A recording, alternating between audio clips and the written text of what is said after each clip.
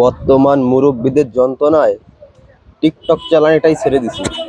TikTok বাদ দিয়ে দিছি টোটালি। টিকটক চালাই না।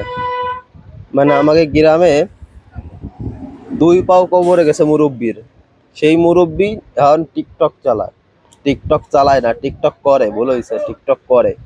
টিকটকে এসে নাচতেছে, গাচ্ছে। মানে ২ পাও কবরে গেছে, ৫০ বছর প্লাস, নামাজ পড়তে গেলেই বৈশি নামাজ পড়তে হয়। সেই লোক এখন টিকটকে এসে নাচে। কি কব, কষ্টের কথা, দুঃখের কথা। এখন আমি ভাবতেছি এরা এখন হলো আল্লাহ বিল্লি করবে, মরার জন্য প্রস্তুতি নেবে। এই হালারা জান্নাতের টিকিট কায়েম করতেছে টিকটক করে। টিকটকে ভিউ বাড়াবে আর জান্নাতের দিক আগাই যাবে। আমার কথা হচ্ছে যে ই দিল কিরা, এই ফোন দিল কিরা, এই টাচ ফোন এরা চালায় বাটন ফোন, এই টাচ ফোন দিয়ে এই যে যে এসে টিকটক করতেছে। মানে এই যে যে নেকি গুলো হচ্ছে, ২ পাও কবরে গেছে মুরব্বী আর টিকটক করে, এসছে কষ্টের কিছু আছে?